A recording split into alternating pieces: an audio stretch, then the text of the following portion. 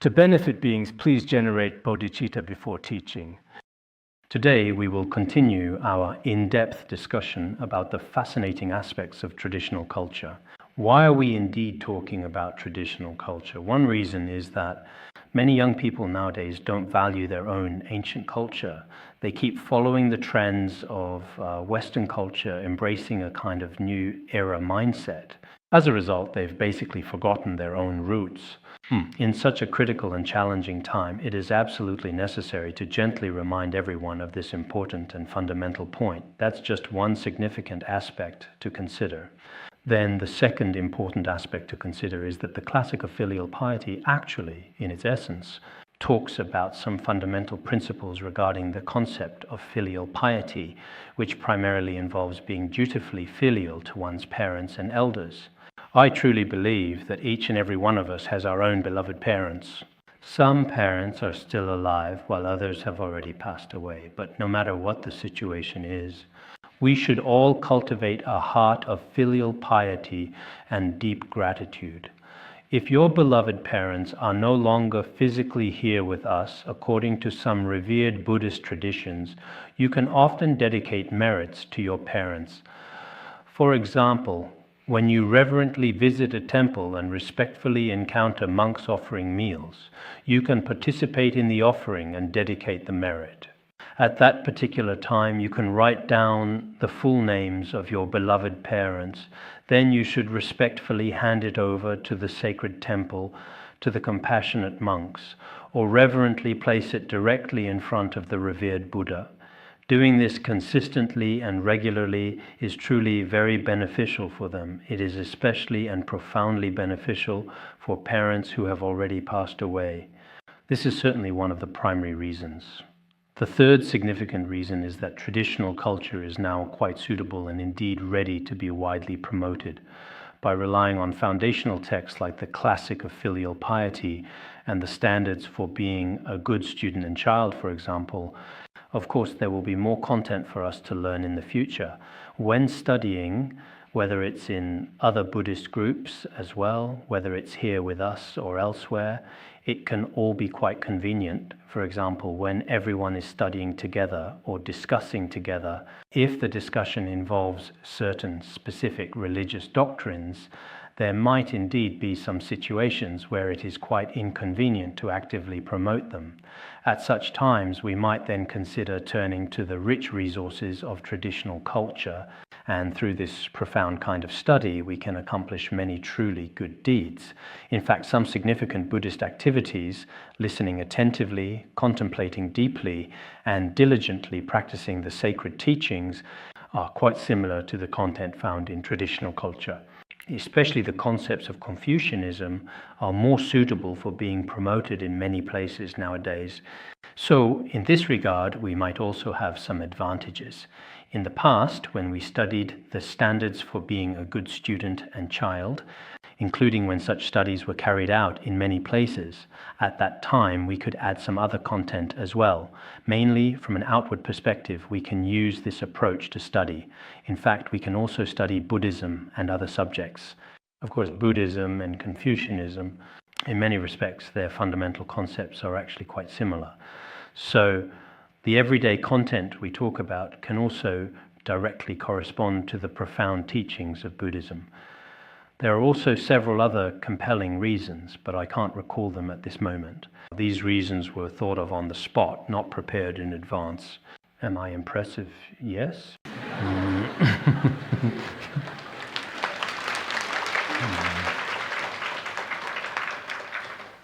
Even you applaud in such a manner, I don't believe it. Sometimes applause actually gives rise to wrong views, persistent doubts, and discriminating thoughts.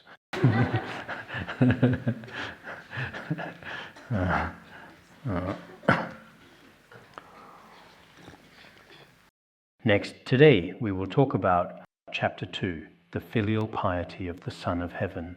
Previously we discussed Chapter 1, the opening and clarification of the doctrine Now, what we commonly call filial piety, in its essence, mainly refers to being respectful and filial to one's parents. But if we break it down, it can include, for example, the filial piety of the Son of Heaven. There is also the filial piety of feudal lords, and finally, the filial piety of commoners. There are 5 types of filial piety in total. Here we are talking about the filial piety of the Son of Heaven. As for the filial piety of the Son of Heaven, it is possible that certain elements of this content, when interpreted today, may not perfectly align with our modern era. However, we need not feel compelled to rigidly force a contemporary explanation upon them. If some aspects prove difficult to clarify, that is all right, as the original text presents its own distinct perspective, and it's also acceptable whether we understand it or not, accept it or not. Now, in the Western world, including some academic study groups, their particular way of learning is structured such that the teacher initially throws out a thought-provoking question, and then each individual student is encouraged to develop and articulate their own unique perspective. Some may be close to the truth while others are completely unrelated, but everyone is allowed to have their own thoughts. So now, with these texts that have been around for over 2,000 years and have significantly influenced countless generations, today, in the 21st century, when we apply these principles to our modern lives, there may be some aspects that are not a perfect fit. Nevertheless, we can still benefit from studying secular knowledge, as even as Buddhists, it is sometimes necessary to step outside our own circles to gain a broader perspective. I've often noticed that some Buddhists, whether they are active on platforms like Weibo or WeChat, frequently post nothing but highly specialized and exclusively Buddhist content. Apart from professional Buddhist topics, they basically don't use these platforms for anything else. But there are advantages to this. What are the advantages? They are very professional and their faith in Buddhism is unwavering, which is very good indeed. But there are also disadvantages. The downside is that once they step out of this circle, they can't use those specialized terms they used before. At that point, they can't understand much of the language used in the secular world, and they themselves don't know how to speak it either. This even includes some counselors and Dharma teachers. They may have spent many years studying within a single circle, learning only the specialized language of their field. But once they step outside, the world out there may not be like that at all. The world may not be familiar with our specialized terminology, and there may not be many people who understand or can follow it. So if we try to guide or help them using our own methods, we will encounter significant difficulties. That's precisely why sometimes, when we study some worldly stories or historical references, I truly think it's not at all unnecessary. In fact, it's actually quite essential. Today, as we study this particular chapter on the Son of Heaven, in fact, the Son of Heaven here specifically refers to the revered emperor. There's also this saying about the Son of Heaven, right? The Father is heaven, the Mother is earth, and the Prince is considered the Son of Heaven. In fact, before the reign of Qin Shi Huang, it seems there was no title of emperor that was used. After Qin Shi Huang, the title of emperor appeared, and later there were kings in various regions. Or, as was mentioned here, there were indeed powerful feudal lords. These all certainly existed. At that particular time, as the Son of Heaven, he would effectively control the vast central plains.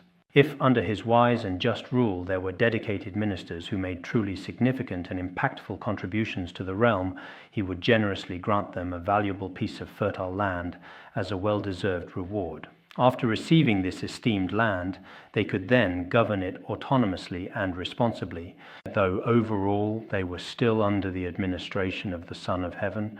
In that era, the political entities were referred to as vassal states or feudal states, a structure which bears some superficial resemblance to certain historical systems we observe today.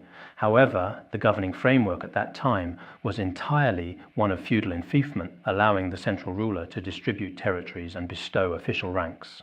And if they managed to survive, that territory would remain under his control, although the entire realm was ultimately subject to the Son of Heaven. Later on, this system was finally brought to an end, notably during the era of the Qin dynasty, which managed to annex numerous vassal states, including states like Yan, Qi, Lu, and Chu, thereby unifying the entire domain. They were all unified, and after successfully unifying the entire world, the commandery county system was formally established. This particular system is somewhat quite similar to the provinces and states that we currently have today, but it is important to note that the present system is still not exactly the same in every single aspect. So when the classic of filial piety was initially written, right at the very beginning of its creation, when Confucius composed it at that time, he divided filial piety into several levels. First was the filial piety of the Son of Heaven. What was the filial piety of the Son of Heaven like? He explains it here. Confucius said, "Those who love their parents do not dare to treat others with hatred, and those who respect their parents do not dare to treat others with disrespect." Here it says that at the time, Confucius, let's just say it was Confucius, of course there are different views in history, but anyway, it was a Tzi. Maybe it was Mencius, maybe it was Junzi, maybe it was Confucius, maybe it was Buddha. Just kidding, it probably wasn't Buddha. At that time, Tzi said, those who love their parents, who love their own parents, those who love their father and mother, would not dare to treat others with hatred. Because he loves his own parents, he wouldn't dislike others. There are different ways to interpret this. I think this explanation might be better. Because he deeply loves and cherishes his own beloved parents, he truly understands that all other parents also inherently need to be loved and respected. Consequently, not only would he never dislike or harbor any hatred towards other people, but he would also genuinely and sincerely love everyone from the very bottom of his compassionate heart. Because he loves his own parents, and by extension, he also loves all other people in the same way. Respect the elderly in your own family, and extend that respect to the elderly in other families. Love the young in your own family, and extend that love to the young in other families. I think this was said by Mencius.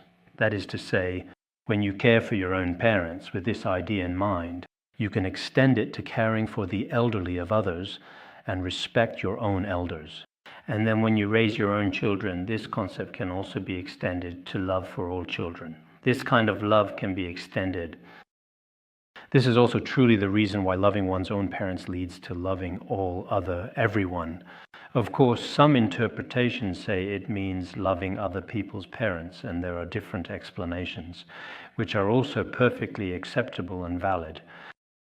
If someone sincerely respects their own parents, that is to say, shows them proper respect and honor, or rather a deep and profound reverence, if one truly and sincerely reveres their own beloved parents, then they would not dare to treat others with disrespect, showing a lack of consideration or neglect, failing to provide proper attention.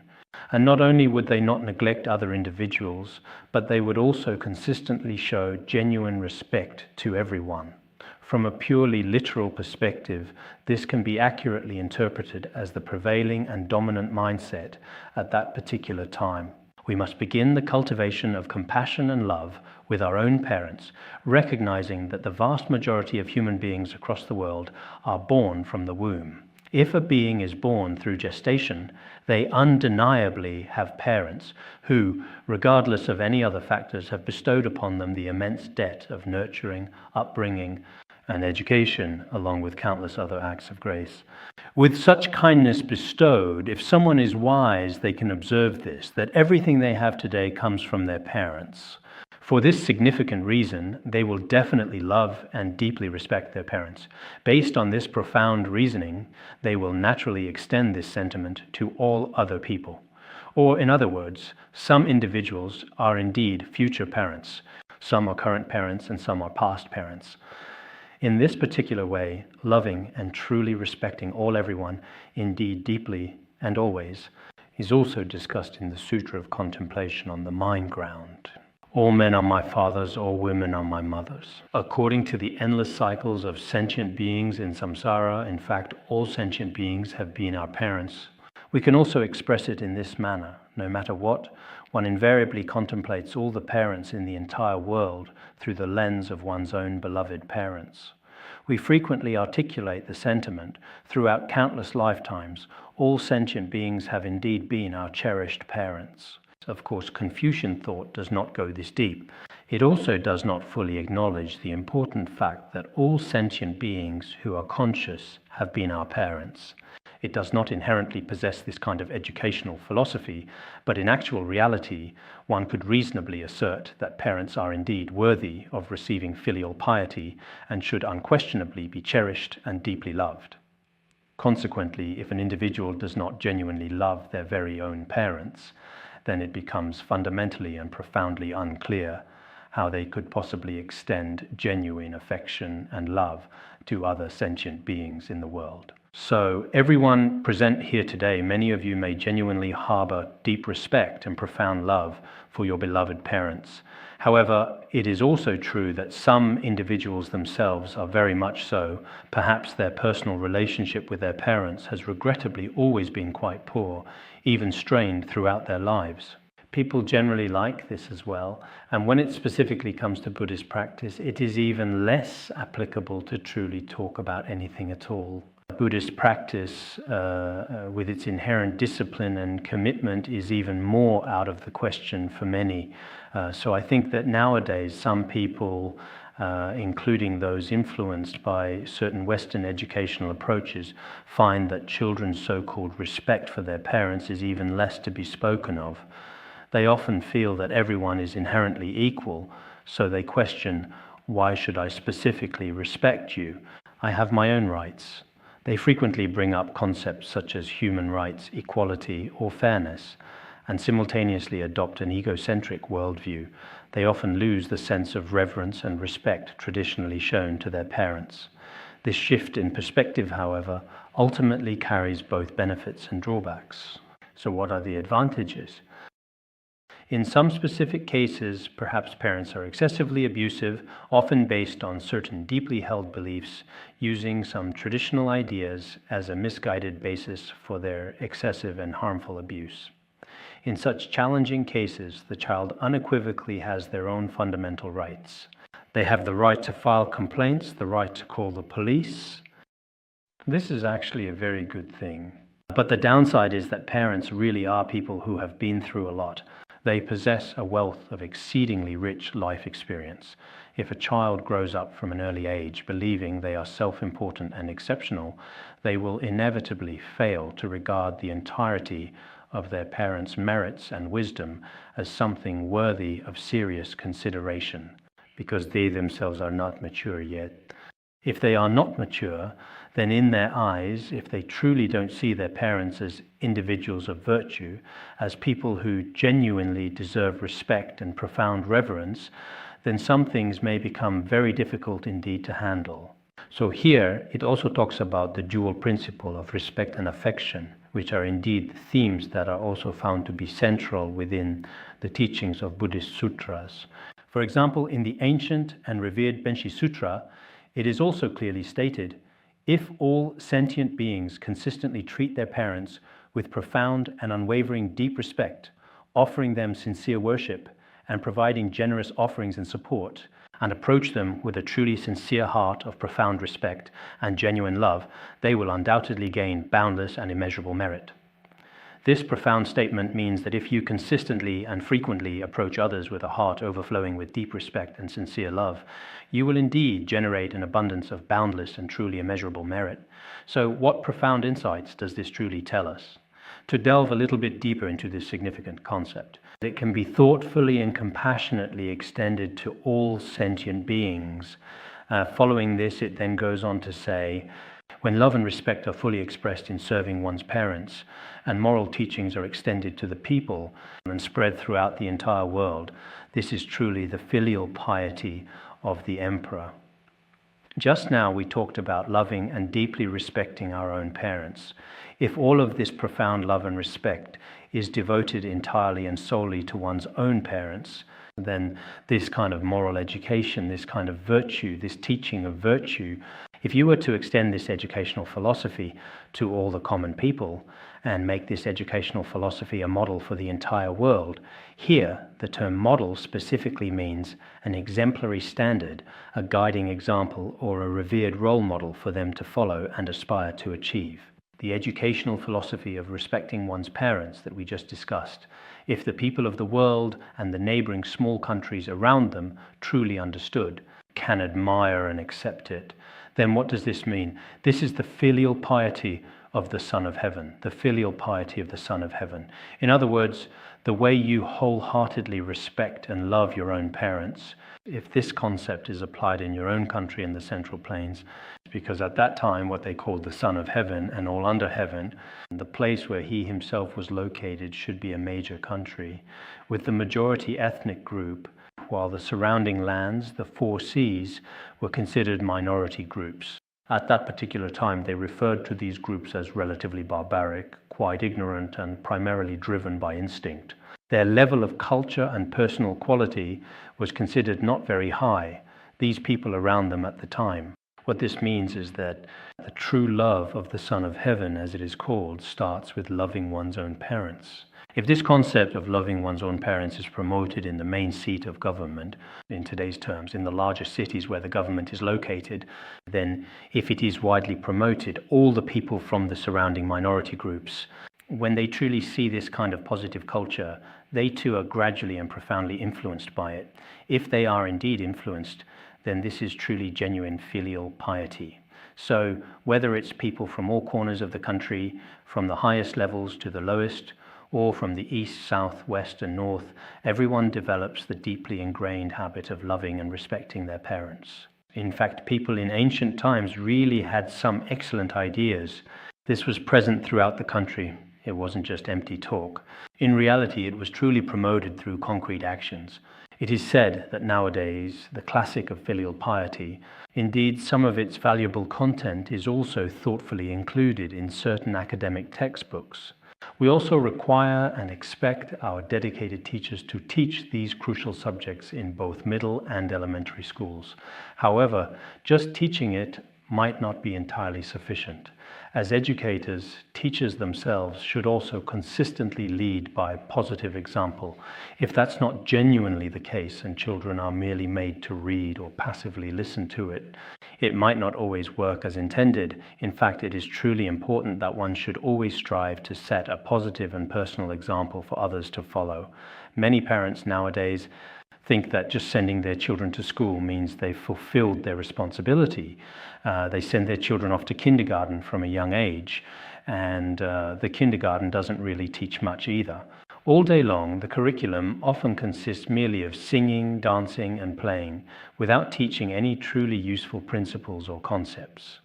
I've observed that some kindergartens are truly missing an opportunity during this critical period when children possess a strong capacity for imitation.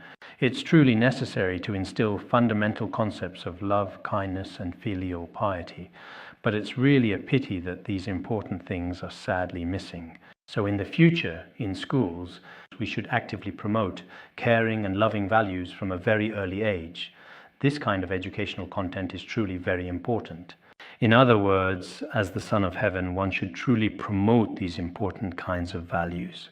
Historically, for example, Emperor Wen of Han, he was a truly representative figure, widely known for his profound filial piety toward his beloved parents. He conscientiously ruled for about 24 prosperous years, and throughout his entire 24-year reign, he also did an excellent job of actively promoting the significant concept of filial piety across the country at that time.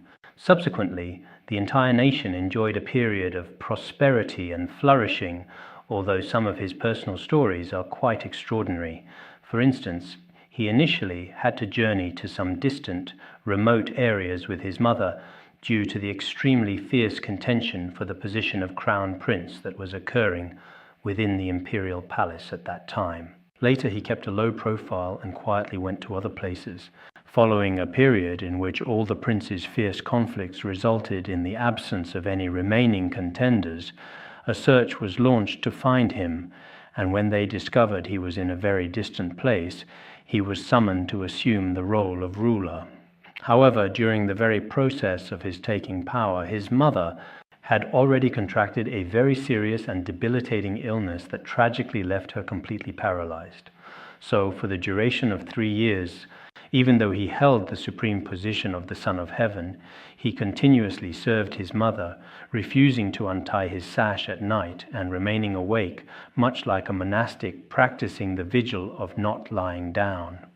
Furthermore, he personally attended to her care, even tasting her medicine first before offering it to her, an act of filial devotion for which he became exceptionally famous throughout history.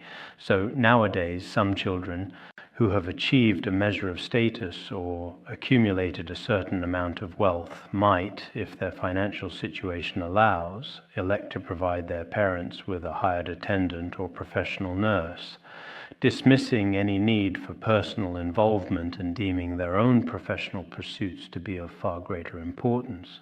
They never visit, and in the end, when their parents pass away, maybe some people nowadays don't even visit their parents while they're still alive. They only come to see their parents immediately after they die, because after their death, especially when it comes to the distribution of the family estate, they are concerned. This phenomenon is becoming more serious. This is a very unfilial way to behave. All virtues, there is a sutra called the Buddha Speaks of the Sutra of Ajatashatru, which was apparently translated by Wu Jiqian. That sutra also says, in China, it seems that some great masters often quote it as well, of all virtues, none is greater than filial piety.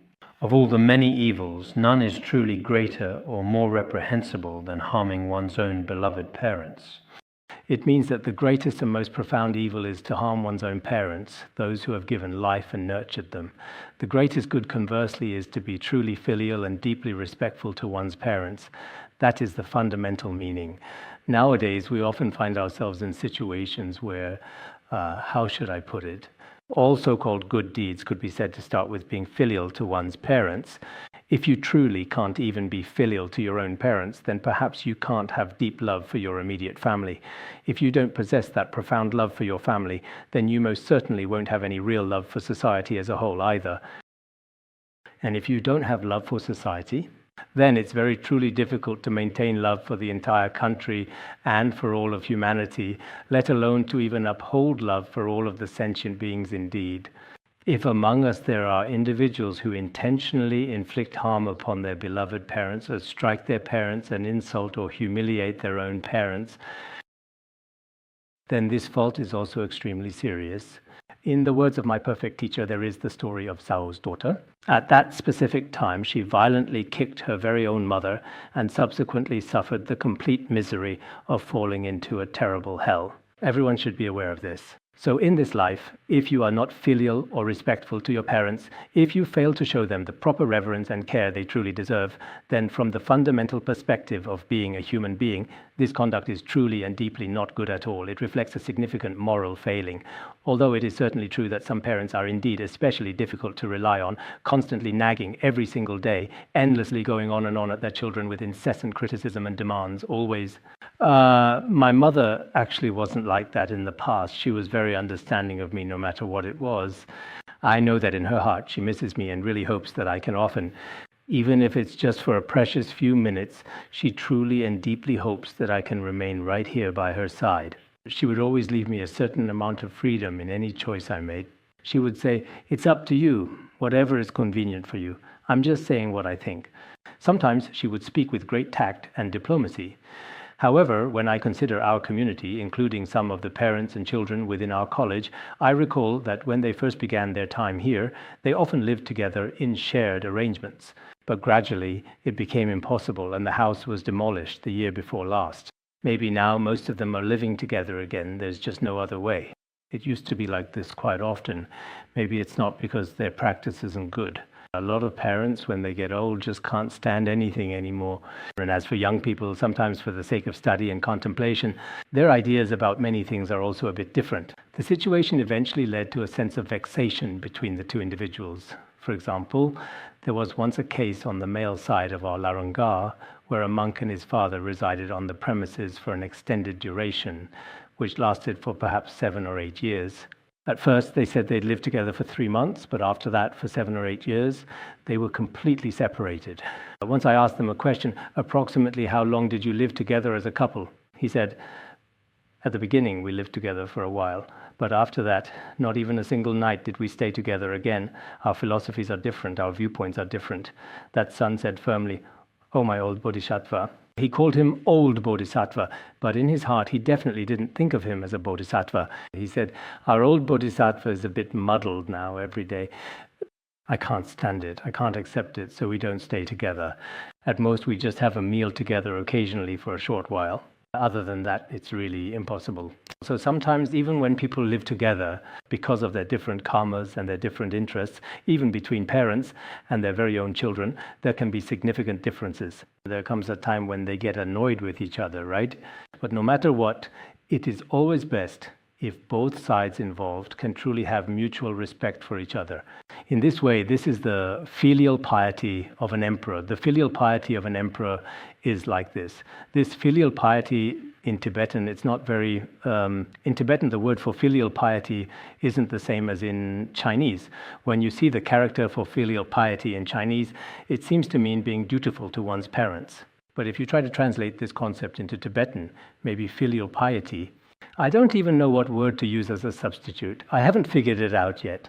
Sometimes using love doesn't seem right, and respect doesn't quite fit either. Even serving isn't quite accurate. There are just many alternative words that can be used as substitutes, but none of them are as truly clear and distinct as the original Chinese character. As for the specific scriptural evidence I just cited, the profound concept of filial piety presented there might be... Wu Zhiqian was a Han Chinese, and at that time he was in the state of Wu. I'm not sure if in Sanskrit there is such a clear concept as this. Sometimes when translating, it's hard to know if there's even a word for filial piety. What is filial piety like in Sanskrit? I'll have to look into it further. All right, now let's cite a scriptural reference. This scriptural citation, in Tibetan Buddhism, we also especially like to quote scriptural evidence. In Confucian thought, it is said below that the Fuxing says, Fuxing is a chapter in the Book of Documents, when one person is blessed, millions of people benefit from it. The one person refers to the Son of Heaven, the Emperor. One person should mean... In ancient times, emperors and kings referred to themselves as things like Zhen, Guaren, Yu Yiren, right? There are many such terms. So when the Son of Heaven possesses this quality we just discussed, the love for and respect toward one's parents, such virtues of filial piety are important. Gradually, these virtues, here it says millions of people benefit from it. Zhao is a number, literally meaning thousands upon thousands and also countless. Countless individuals will undoubtedly emulate him, depend heavily on him, and consistently look up to him with profound respect. This is because the emperor stands as the foremost and most significant figure. Whatever the Son of Heaven does, everyone below will follow suit. So if the king of a country practices Buddhism, then everyone will start practicing Buddhism. If the king of a country wants to eradicate Buddhism, then it's very simple. The people below will follow suit. So throughout recorded history, there have been many significant changes between the forces of good and evil. In fact, the beliefs of a nation's ruler are extremely influential. It's been this way since ancient times, and it's still the same today. In every country, not just countries, it could be within a province, a state, or a county, including a village or even within a group or organization. When a person's deeply held beliefs are different, those under them have absolutely no choice but to follow along, unless, in some truly exceptional countries, the prevailing ideology doesn't necessarily change according to the king's personal mindset. But otherwise, this is basically how it works. So, if there are deeply held values like profound love or indeed filial piety toward one's parents, then promoting these essential values below becomes very, very easy. All of us here, in fact, even though we may not possess such a truly large country, in our families, many of us might actually be considered the king or the leader. In the future, within your very own group, you should definitely be the king, taking charge and leading the way. If you are a teacher, then among all of your students, you should truly be the king. At this particular time, you can certainly use your profound love, and the idea of loving your parents can influence them. So why am I talking about the classic of filial piety this time? Actually, when it comes to the classic of filial piety, I'm an outsider. Normally, I would definitely talk about something like the 37 practices of a bodhisattva or the 7 points of mind training. If I talk about those, it would probably be easier for me. But if I were to use Confucian traditional culture to share with everyone, I would explain it in detail. Perhaps some individuals will genuinely reflect upon and thoughtfully consider this matter, as long as it truly and authentically aligns with the fundamental Buddhist teachings. Then it can certainly and appropriately be promoted in this particular way. This approach is also entirely acceptable. Indeed, this is also in complete accordance. Just like it is said in the Kalachakra Tantra, if we use the language of ordinary people to benefit sentient beings, we should use the language of ordinary people, in other words, the language that is more commonly used in the world. It is also entirely permissible to utilize such eloquent language as it was spoken by the revered ancients in order to promote these ideas.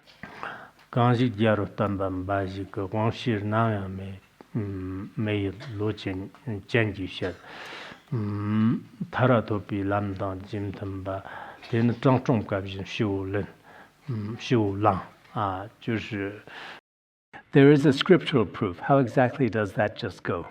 Whoever wholeheartedly works for the Dharma without distraction and expounds it, if someone is wholeheartedly devoted to the Dharma without a distracted mind. Here, distraction, as the previous master, Jigme Phuntsok Rinpoche, explained, without the 8 worldly concerns, wholeheartedly for the Dharma, not with a distracted mind, if it accords with the path to liberation, it should be upheld as the Buddha's words. If it is in accord with the path to liberation, we should treat it as we would the Buddha's words. We can regard it in exactly the same way as the Buddha's own language.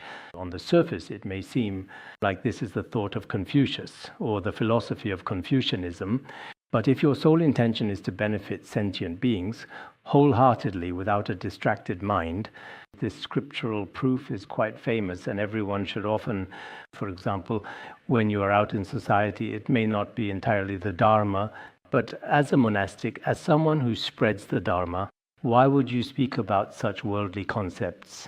We can say, as we often do, if it accords with the path to liberation, it should be upheld as the Buddha's own words. Concepts that are suitable for, accord with, or lead to the path of liberation, then even if something is not the Buddha's words, we treat it as if it were. That day when I said, "May I understand the Tathagata's true meaning?" I thought, Confucius is not the Tathagata, so what do we do? The meaning of the Tathagata. Some say he is an incarnation. Some say Confucius is an incarnation of the Tathagata and give him positive evaluations. But if you look at history, some also give him less favorable evaluations. He killed some of his rivals from other religions. He also cut off certain people's hands and so on.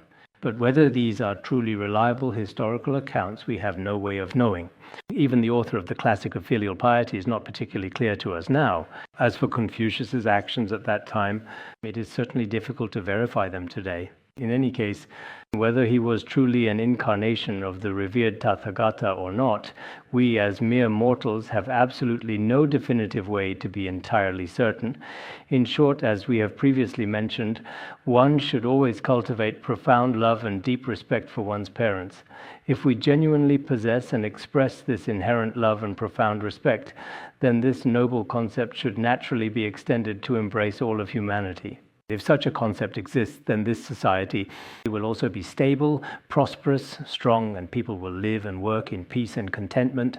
People will live very happy and truly fulfilling lives. So, if we are to genuinely love our parents, we know that the respected heads of the family are actually the parents themselves.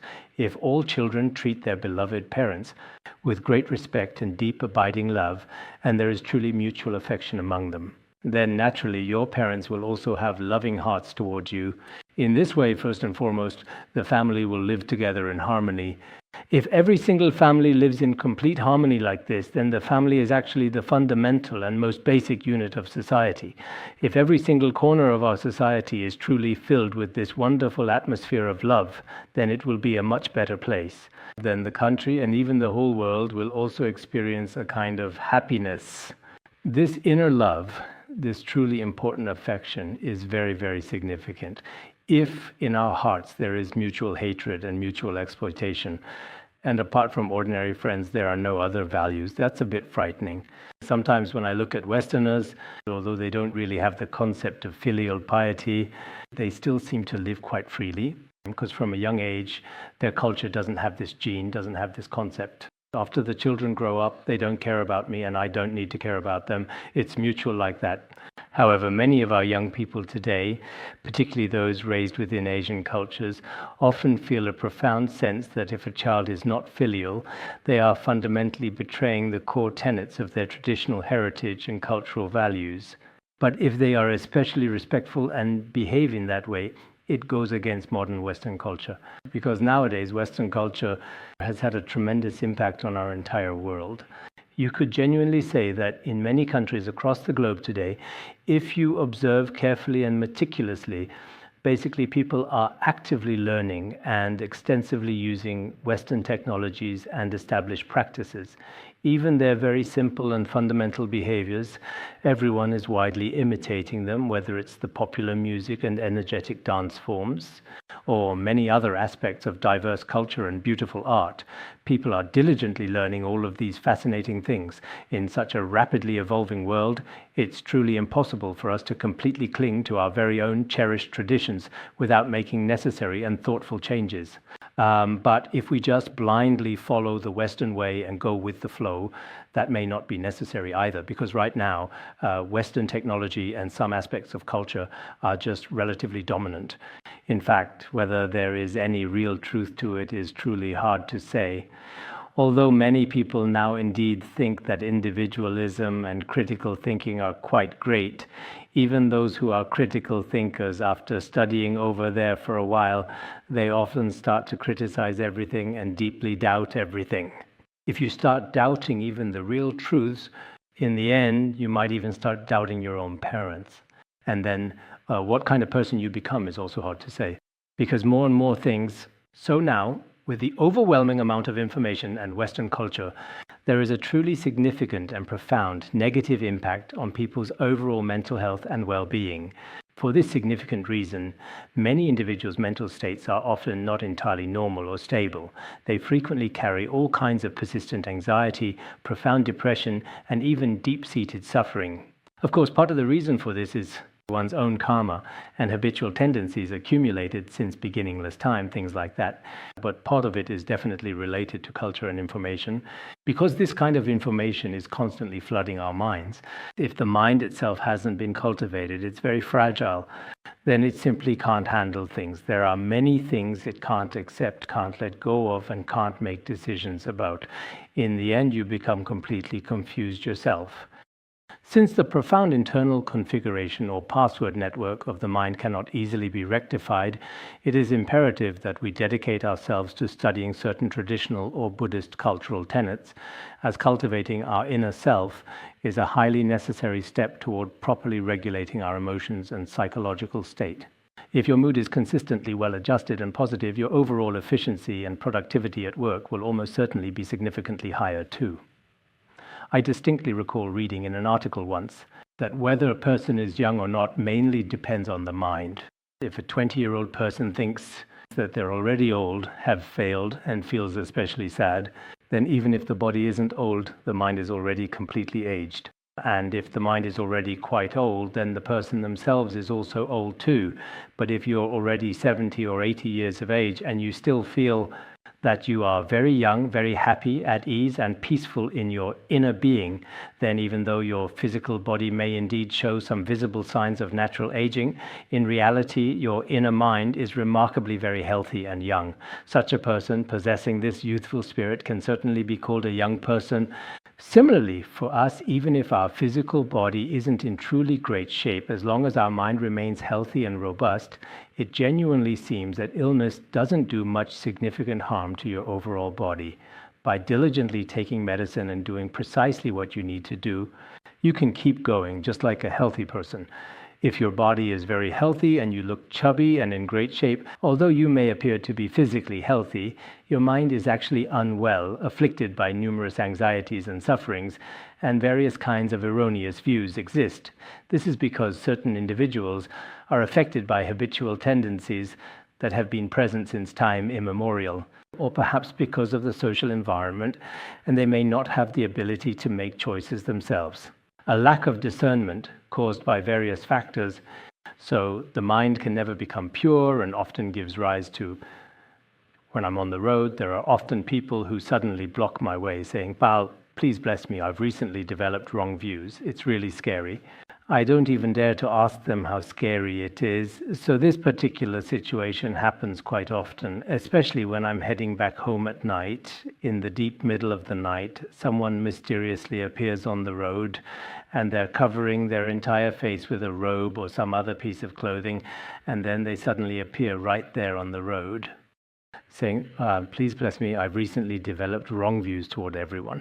This kind of phenomenon is quite common. Often it seems like we don't know the reason. Maybe it's because the food isn't healthy, or maybe it's because there's much junk information. Anyway, it seems like this kind of thing is happening and people's minds becoming unhealthy. In this case, it really seems that we talk loving parents or loving beings, not question of love. Now, even just surviving has truly become a problem for many, many people. So regularly reciting the Guru Rinpoche mantra is still very important. All right, today I originally planned to go over the next chapter, but it seems like I was rambling just now. Maybe we've basically run completely out of our allotted time, isn't it? All right, let's just stop right here for today's session.